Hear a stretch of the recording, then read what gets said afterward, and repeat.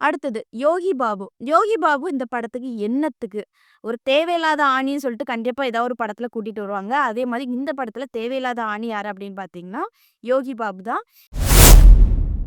அடுத்ததாட்டு விஜய் சேதுபதி அம்மா. தீபா ஷங்கர் சரியா? அவங்கள சொல்லவே வேண்டாம். சீரியல்ல வந்து ரூ. 10க்கு நடிக்க சொன்னா ரூ. 1000க்கு நடிப்பாங்க. மூவில சொல்லவே வேண்டாம். கொஞ்சம் அமௌண்ட் குடுத்தாலுமே வேற லெவல்ல நடிப்பாங்க சரியா? அதே மாதிரி இந்த படத்துலயுமே நடிச்சிருந்தாங்க. ஹைஸ் நஜசோனா. இன்னைக்கு நம்ம எத பத்தி பார்க்க போறோம் அப்படின்னு பார்த்தீங்கன்னா, விஜய் சேதுபதி நடிச்ச தலைவன் தலைவி படம் எப்படி இருந்துச்சு? இந்த படத்துல யாரெல்லாம் நடிச்சிருந்தாங்க? எப்படி நடிச்சிருந்தாங்க? இந்த படத்த ஃபேமிலியோட பார்க்கலாமா? பார்க்கக்கூடாதா? இதெல்லாம் பத்தி தான் முழுக்க முழுக்க நம்ம வீடியோல பார்க்க போறோம். இந்த வீடியோக்குள்ள போறதுக்கு முன்னாடி இந்த வீடியோ பத்தின கருத்து ஏதாவது உங்களுக்கு இருந்துச்சுன்னா கமெண்ட்ல தெரிவிங்க. ஏன்னா உங்க கமெண்ட பார்த்து நாங்க நெக்ஸ்ட் வீடியோ பெஸ்ட்டா எடுக்கிறதுக்கு யூஸ்ஃபுல்லா இருக்கும். வாங்க வீடியோக்குள்ள போய் பார்த்து தெரிஞ்சுக்கலாம்.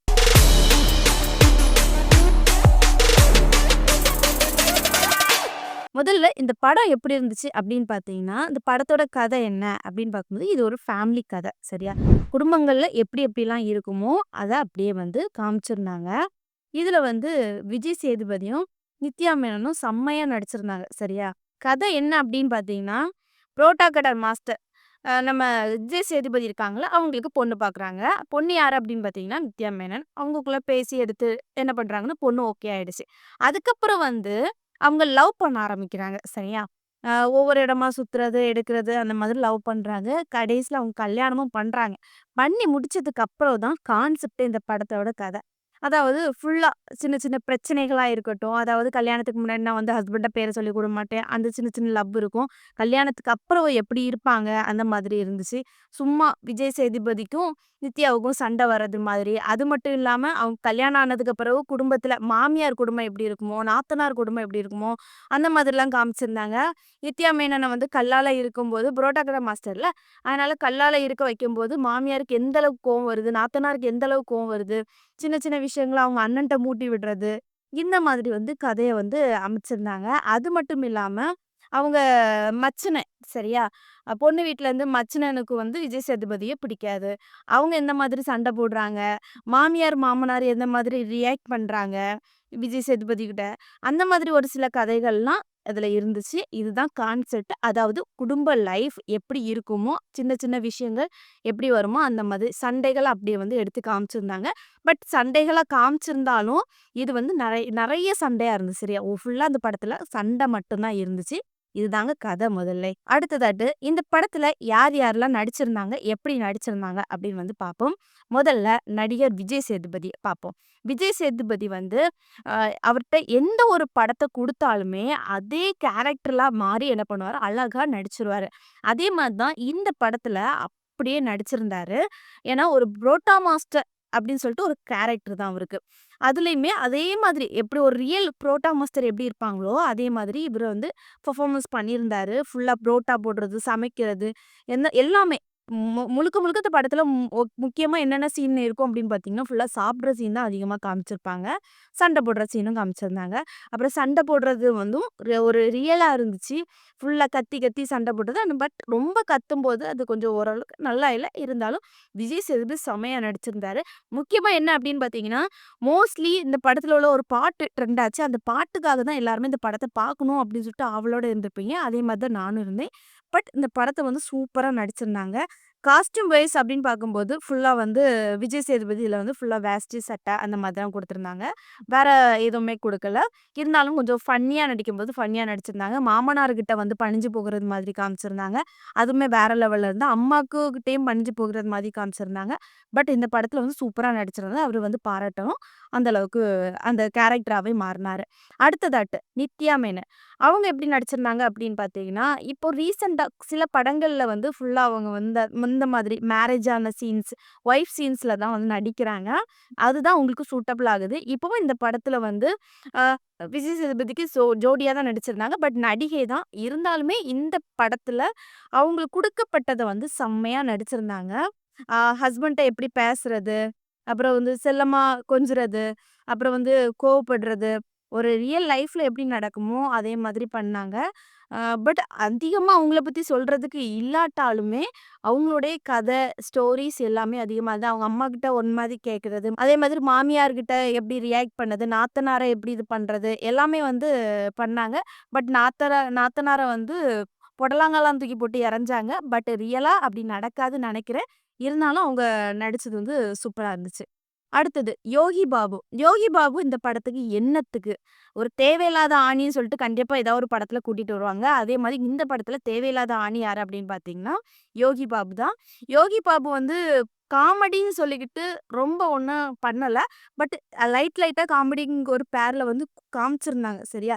அப்ப ஃபுல்லா புரோட்டா திங்கிறது மாரி தான் யோகி பாபு காமிச்சிருந்தாங்க. இல்லன்னா திருடுறது. அவர் திருடுறது தான் அவருடைய வழக்கம். அப்படிங்கிற மாரி காமிச்சிருந்தாங்க. அவர பத்தி சொல்றதுக்கு ஒண்ணுமே கிடையாது. இந்த படத்துல வந்து தேவையில்லாம தான் இருந்தாங்க. பட் அவங்கள பத்தி சொல்றதுக்குமே கதை கிடையாது. அப்படிங்கிற மாரி யோகி பாபு இருந்தாங்க. அடுத்தது இந்த படத்துல நாத்தனார் கேரக்டர்ல வந்து ரோஷினி ஹரிப்பிரியன் அவங்க நடிச்சிருந்தாங்க. பட் அவங்கள சாதாரணமா நம்ம பார்க்கும்போது ஒரு பாவமா அப்படிதான் இருப்பாங்க. ஒரு பாவமான கேரக்டர்ல தான் சாதாவே நம்ம பார்ப்போம். பட் இருந்தாலுமே இந்த படத்துல நாத்தனார்லாம் சூட்டபிள் ஆவாங்களா அப்படின்னு வந்து யாருமே எதிர்பார்த்திருக்க மாட்டோம். ஆனா வந்து இந்த படத்துல வந்து நாத்தனார் கேரக்டர்ல அப்படியே பர்ஃபெக்ட்டா சூட்டபிள் ஆயிருந்தாங்க. எப்படி நாத்தனார் இருப்பாங்களோ, எப்படி வந்து கொடுமைப்படுத்துற சீன்ஸ்லாம் கொடுமைப்படுத்துறது மாரி ஃபேஸ் ரியாக்ஷன், அப்புறம் வந்து இந்த ரொம்ப நாத்தனார சேர்க்கிற சீன்ஸ்ல வந்து அதுக்குள்ள ஃபேஸ் ரியாக்ஷன் எல்லாமே வந்து குடுத்துருந்தாங்க. பட் வேற லெவல். அவங்க வந்து நாத்தனார் கேரக்டர்ல வந்து பார்க்கும்போது இன்னும் டிஃபரெண்ட்டா இருந்துச்சு. சொல்லவே வேண்டாம். அந்த அளவுக்கு அழகா இருந்துச்சு. அடுத்ததாட்டு விஜய் சேதுபதி அம்மா, தீபா ஷங்கர் சரியா? அவங்கள சொல்லவே வேண்டாம். சீரியல்ல வந்து ரூ. 10க்கு நடிக்க சொன்னா ரூ. 1000க்கு நடிப்பாங்க. மூவில சொல்லவே வேண்டாம். கொஞ்சம் அமௌண்ட் குடுத்தாலுமே வேற லெவல்ல நடிப்பாங்க சரியா? அதே மாதிரி இந்த படத்துலயுமே நடிச்சிருந்தாங்க. ஒரு மாமியாரா இருந்துட்டு எப்படியெல்லாம் கொடுமைப்படுத்தணுமோ, அந்த அளவுக்கு கொடுமைப்படுத்துற சீன்ஸ் குடுத்திருந்தாங்க. அந்த கேரக்டர்ல வந்து நடிச்சிருந்தாங்க. பட் எப்படியெல்லாம் குடுக்க முடியுமோ, அப்படியெல்லாம் குடுத்து அந்த கேரக்டர் ரோலாவே மாறிட்டாங்க. அவங்கள பத்தி சொல்லவே வேண்டாம். மாமியார் ரோலுக்கு அவங்களுக்கு ரொம்ப சூட்டபிளா இருந்துச்சு.